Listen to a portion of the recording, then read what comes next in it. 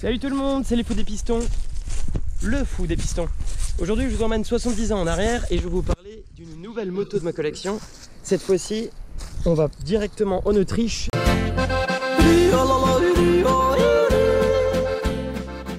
Pour vous parler de la marque Puch. Voilà, donc aujourd'hui j'ai décidé de vous parler en particulier de cette Puch 125 TT de 1950. Alors pour la petite histoire, c'est la toute première moto que j'ai restaurée et je l'ai récupérée chez une vieille dame dans le village. Son mari l'avait achetée à l'époque toute neuve en 1950, donc j'ai eu vraiment de la chance de tomber sur cette moto première main, bien qu'elle était sortie de grange et quand je l'ai récupérée, elle était vraiment dans un état catastrophique. Elle était complètement, elle était épave, elle était rouillée, le moteur était bloqué, enfin, il y avait vraiment pas grand chose à faire à part tout démonter, tout recommencer de A à Z. Donc cette moto a été restaurée plus ou moins dans les règles de l'art, puisque bon, j'avais pas vraiment l'expérience que j'ai acquis au fil du temps aujourd'hui, même s'il me reste encore beaucoup de choses à apprendre. Et donc j'ai grand plaisir à vous la présenter. On va passer un petit peu dans les détails maintenant. Alors ces Puch 125 TT ont été produites de 1950 à 1952 à un peu plus de 19 000 exemplaires.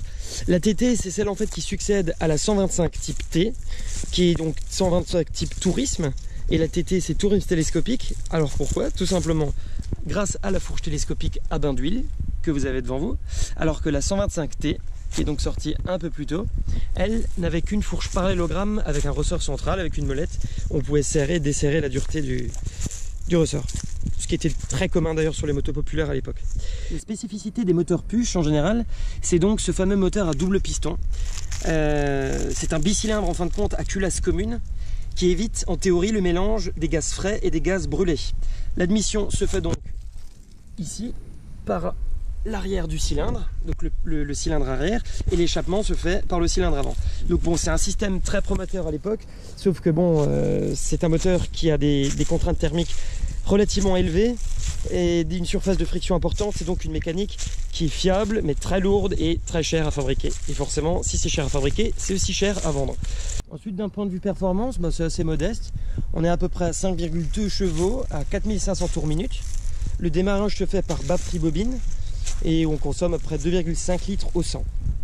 Voilà, ensuite de ce côté-là du carter, on a l'embrayage à bain d'huile multidisque avec le sélecteur de vitesse, donc 3 vitesses, première, deuxième, troisième. On a même ici un petit repère quand on passe les vitesses. Voilà, le Kickstarter. Maintenant pour le démarrage, rien de plus simple. On a ici le petit clou de contact qu'on enfonce jusqu'au bout. Le contact s'allume. Un petit filet de gaz. Hop. Et le petit coup de kick qui va bien et ça démarre.